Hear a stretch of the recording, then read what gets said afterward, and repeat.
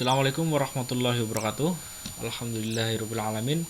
Kita lanjutkan materi kuliah kita Six Sigma. Pada video kali ini kita akan membahas tentang 7 quality tools.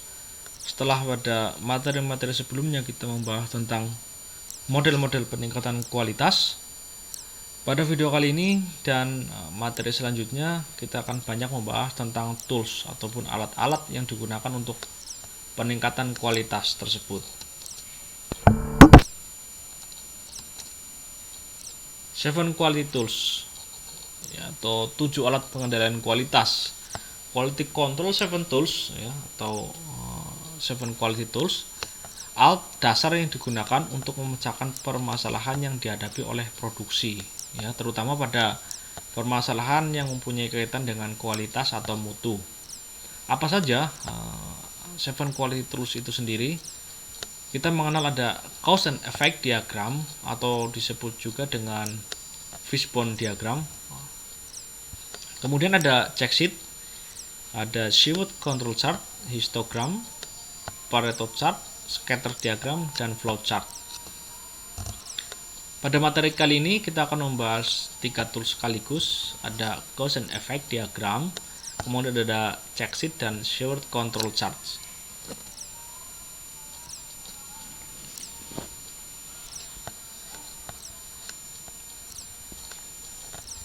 Yang pertama, cause and effect diagram, atau banyak orang menyebutnya sebagai fishbone diagram.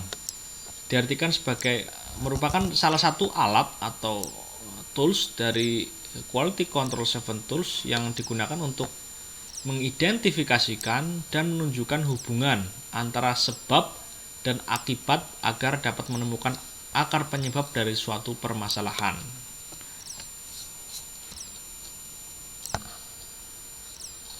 Fishbone diagram atau cause and effect diagram dipergunakan untuk yang pertama adalah mengidentifikasikan akar penyebab ya dari suatu permasalahan. Kemudian bisa juga digunakan untuk mendapatkan ide-ide yang dapat memberikan suatu solusi untuk pemecahan suatu masalah, dan juga untuk membantu dalam pencarian dan penyelidikan fakta lebih lanjut. Ini adalah contoh dari fishbone diagram. Jadi sebelah kanan efeknya adalah produktivitas alat yang rendah. Kita identifikasi apa saja penyebab dari produktivitas alat yang rendah tersebut. Biasanya untuk mencari akar suatu persoalan ada 6 prinsip ataupun 6 faktor yang digunakan, dari materialnya, kemudian dari manusianya, kemudian proses pengukuran, dari lingkungannya, metode, dan mesin. Kita lihat dari materialnya sendiri berkaitan dengan produktivitas alat yang rendah disebabkan oleh apa? Kualitas part. Kenapa dengan kualitas partnya ternyata tidak original? Kemudian dicari lagi, kenapa kok bisa tidak original? Karena harganya yang murah. Ini contohnya. Kemudian kita dari contoh yang lain, misalkan dari faktor manusianya. Kenapa produktivitas rendah? Adanya supervisi yang lemah. Kenapa kok bisa lemah? Ternyata satu supervisor memegang 25 unit. Contoh lainnya misalkan dari faktor lingkungan, adanya oli yang berserakan. Kenapa oli kok bisa berserakan? Tidak adanya SOP mengenai lingkungan, dan seterusnya. Nah, yang kedua dari 7 quality tools, kita mengenal adanya check sheet. Ya, sudah tidak asing ya. Jadi lembar kerja ataupun lembar cek, formulir terstruktur yang disiapkan untuk mengumpulkan dan menganalisis data. Ini alat yang umum digunakan, penggunaannya dapat disesuaikan sesuai dengan keperluan. Nah, kapan check sheet itu digunakan? Ada kriterianya. Yang pertama adalah ketika data dapat diamati dan dikumpulkan berulang kali oleh orang yang sama atau lokasi yang sama. Kemudian yang kedua, saat mengumpulkan data tentang frekuensi atau pola peristiwa, misalkan kecacatan, lokasi cacat, penyebab cacat, dan sebagainya. Yang ketiga, saat mengumpulkan data dari proses produksi. Prosedur penggunaannya, check sheet Yang pertama kita tentukan dulu peristiwa atau masalah yang akan diamati. Kemudian kita kembangkan, di breakdown menjadi definisi yang lebih operasional. Langkah yang kedua adalah menentukan kapan data akan dikumpulkan dan untuk waktu yang berapa lama. Yang ketiga, mendesain formulirnya, kemudian mengatur agar data dapat direkam dengan melakukan pengecekan tanda atau X ya, atau simbol-simbol lain. Kemudian pemberian label, uji lembar periksa untuk masa percobaan singkat. Dan yang terakhir, setiap kali kejadian atau masalah yang ditargetkan terjadi, catat data pada lembar cek. Ini contoh penggunaan dari check sheet. Di kolom sebelah kiri, misalkan faktor-faktor yang menyebabkan defect, jumlahnya, kemudian dihitung skornya. Ya, jadi dirty ada 12, dihitung 12 di check sheet. Seperti itu, ini contoh penggunaannya. Yang selanjutnya dari 7 Quality Tools, kita mengenal adanya Shared Control Chart. Ini penemunya ya, penemu control chart atau bagan kendali. Diartikan sebagai grafik yang digunakan untuk mempelajari bagaimana suatu proses berubah dari waktu ke waktu. Data diplot dengan urutan waktu, adanya penggunaan batas kontrol bawah, batas kontrol atas, dan garis tengah ya, atau center line. Dan penggunaan data ini berdasarkan oleh data historis, misalkan kecacatan produk inputnya ya, contohnya. Nah, sebelum kita menggunakan control chart tersebut, kita harus mengidentifikasi dulu data, misalkan data kecacatan masuk dalam data variabel atau data atribut. Ini sudah sempat kita bahas pada mata kuliah pengendalian dan penjaminan mutu, bahwa jenis data ada dua, ada tergolong data variabel dan data atribut. Yang membedakannya adalah data variabel ini dapat diukur ya dalam skala kontinu, dalam bentuk pecahan atau desimal. Contohnya ini adalah waktu, kemudian berat, jarak, suhu. Berbeda dengan data atribut. Atribut ini tidak boleh memiliki pecahan atau desimal. Contohnya adalah berhasil atau gagal, diterima atau ditolak, benar atau tidak. Itu contoh data atribut. Nah, kita identifikasi untuk membuat peta kendali tersebut. Kita lihat misalkan data variabel. Nah, kita lihat dari misalkan berapa jumlah pengukuran berada dalam setiap subgroup N ini ya. N ketika N1 ini menggunakan peta AMR, kemudian ketika N-nya bernilai 2 sampai 10 ada X bar R chart. Kemudian ketika lebih dari 10 menggunakan X bar S chart. Contoh-contohnya nanti kita akan bahas, tidak semuanya dibahas ya, tapi hanya kita mengambil peta kendali AMR dan X bar R chart. Nah, yang kedua, ketika data tersebut berjenis data atribut, kita lihat apa yang sedang dihitung. Misalkan hanya menghitung kecacatan iya atau tidak, kita ada pilihan selanjutnya. Ketika sampel konstan, menggunakan tabel ataupun peta kendali NP chart atau P chart. Saat data atau sampel yang digunakan tidak konstan, maka menggunakan P chart. Ini juga diidentifikasi. C chart dan U chart digunakan saat menghitung berapa banyak kecacatannya.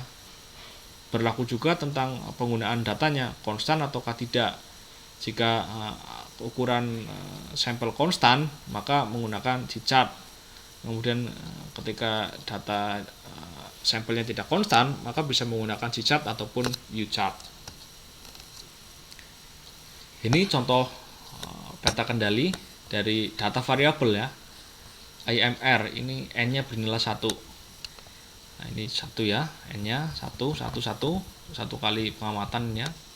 Batch-nya ini misalkan ada 20 hari pengamatan. Setiap pengamatan didapatkan misalkan 34,05, 34,40 dan seterusnya.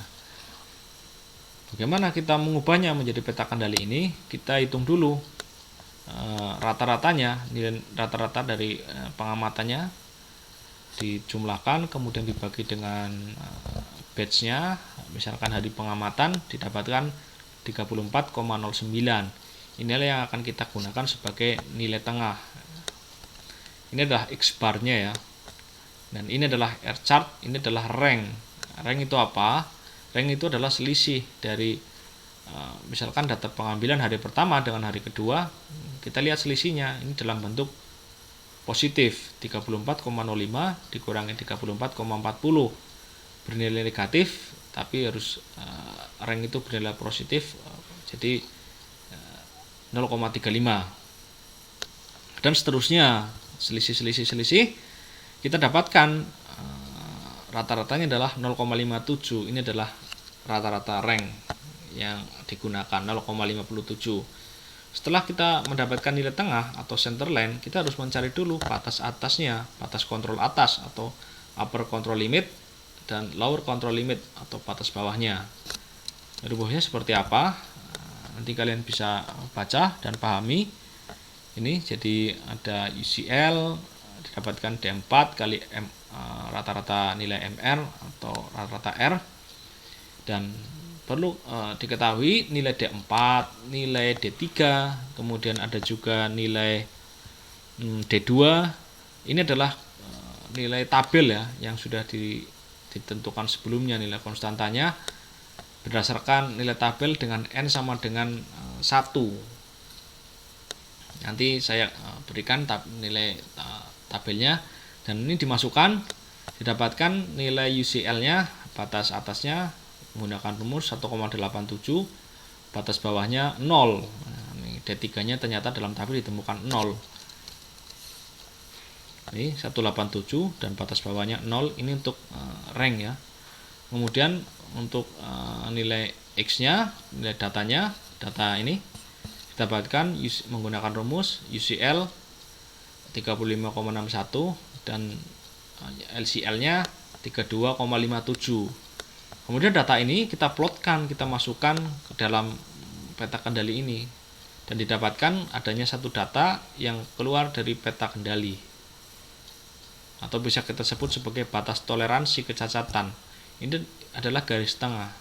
Jadi semakin data berkumpul di tengah, intinya adalah proses sudah stabil, sudah semakin bagus, sebarannya sudah mengecil.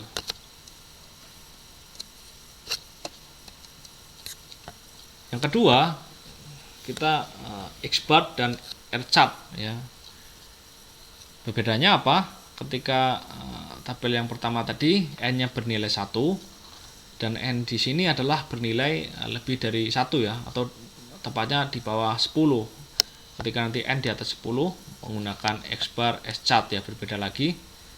Nah, N antara 2 sampai 10 penggunaan rumusnya bisa kalian baca.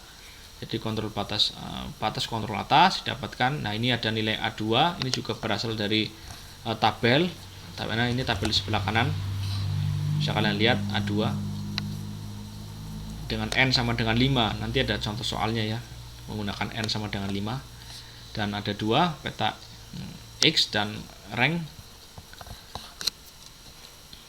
Ini contoh soalnya. Jadi dari 6 buah sampel lot produk amplifier, di mana masing-masing lot terdiri dari 5 buah amplifier, diperiksa. Setelah tahap produksi selesai dilaksanakan, kemudian diperoleh output sebagai berikut. Ini adalah pemeriksaannya, ada 6 kali, dan adanya 6 ini ya, 6 jumlah subgroup pengambilan hari pertama. Misalkan di pertama dapatkan 12, 8, 11, 9 dan 10 sampelnya yang diambil ya. Dan ini adalah 5. Maksudnya apa? Ada 5. Jadi setiap pengambilan ada 5 sampel yang digunakan. Dan tadi kan yang di awal hanya ada 1 sampel. Nah, ini berguna nanti saat penggunaan tabel. Kita lihat, kita konversikan dalam peta kendali. Langkah-langkahnya kita kumpulkan data seperti pada tabel sebelah kanan ini. Kemudian kita cari rata-ratanya. Ini rata-rata X-nya 12 tambah 8 tambah 11 tambah 9 tambah 10 dibagi dengan 5 didapatkan 10. Nah, kemudian kita hitung ranknya. Ranknya adalah X max dikurangi X min, itu nilai yang terbesar 12 dikurangi dengan 8 didapatkan 4. Setelah dikonversikan dalam tabel seperti ini, kita tentukan garis pusat atau center line, kemudian batas kontrol atasnya, batas kontrol bawahnya. Nah, ini penggunaan petanya ya, penggunaan tabelnya. Tadi kita menggunakan ada A2, A3, ini sampelnya 5, D3 dan D4. Ini penghitungannya bisa nanti kalian pahami. Ini tadi ya, rata-ratanya didapatkan 11,7, 4,83. Setelah didapatkan nilai BKA menggunakan rumus di depan tadi, kita konversikan dalam sebuah peta kendali. Misalkan ini nilai tengahnya didapatkan 11,7 garis tengah. Dan sebaran datanya ini dimasukkan, dan ternyata tidak ada data yang keluar dari batas kontrol atas dan batas kontrol bawah. Demikian juga dengan ranknya. Di ranknya pun masuk dalam peta kendali ya. Dari hasil perhitungan pada gambar peta kontrol tampak tidak ada data yang out of control, berarti proses terkendali. Bila ada titik keluar, maka perlu dibuat peta kontrol yang baru dengan menghilangkan data tersebut dan dihitung kembali. Misalkan ada data yang out of control, misalkan di sini ya, sehingga harus dihilangkan dan dihitung ulang nilai BKA, BKB-nya, kemudian rata-rata R-nya atau center line-nya. Nah, yang selanjutnya kita membahas peta kendali untuk data yang atribut. Setelah tadi yang data variabel, contohnya pengukuran bernilai desimal ataupun dapat diukur ya. Kemudian data atribut adalah contohnya cicat. Si pada cicat berarti count atau dihitung cacat. Ini bermaksud bahwa cicat dibuat berdasarkan pada banyaknya titik cacat dalam suatu item. Cicat berbeda dengan picat maupun npicat yang menilai satu item sebagai cacat atau tidak cacat. Cicat menghitung banyaknya cacat dalam satu item tersebut. Nah, jangan bingung dulu ya. Jadi cicat ini saya memberikan contoh, tidak semuanya ya untuk peta data atribut. Sebelumnya adanya penggunaan picat dan npicat. Jadi picat dan npicat ini hanya berguna untuk data cacat atau tidak cacat. Tetapi cicat ini berbeda. Berbedanya dalam apa? Misalkan dalam 10 item sampel terdapat 2 item cacat. Ya, dalam sebuah 10 item terdapat sampel terdapat 2 item cacat, yang mana satu item ditemukan 3 titik kerusakan dan pada satu item lagi terdapat 5 titik kerusakan. Nah, yang tidak saya bahas tadi adanya picat.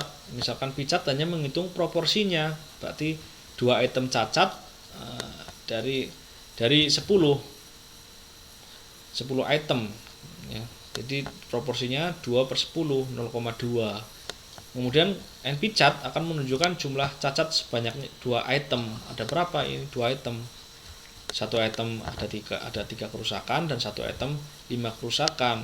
Nah, cicat ini akan menunjukkan 8 kerusakan, yaitu jumlah kerusakannya. Ini contohnya, contoh peta kendali data atribut cicat.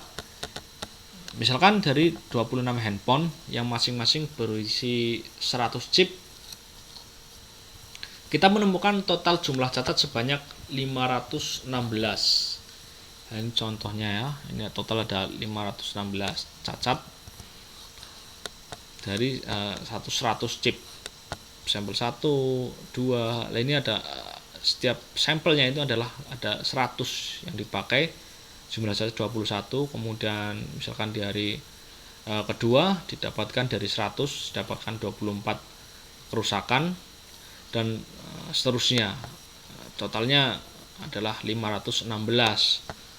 Kemudian kita hitung rata-rata C-nya adalah 516 dibagi dengan jumlah datanya. Maaf, jumlah pengamatannya, jumlah pengambilan sampelnya 26. Jadi didapatkan 19,85. Ini adalah kita gunakan sebagai center line atau garis pusat.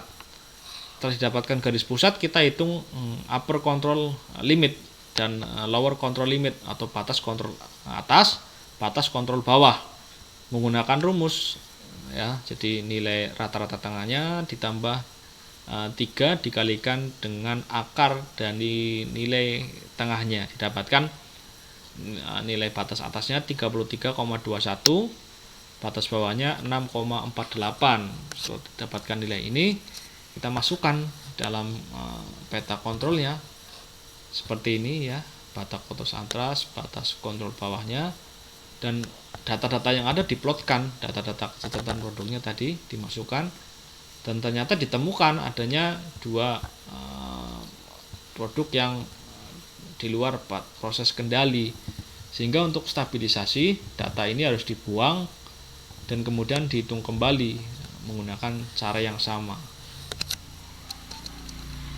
Ya, demikian pembahasan kita tentang 7 Quality Tools.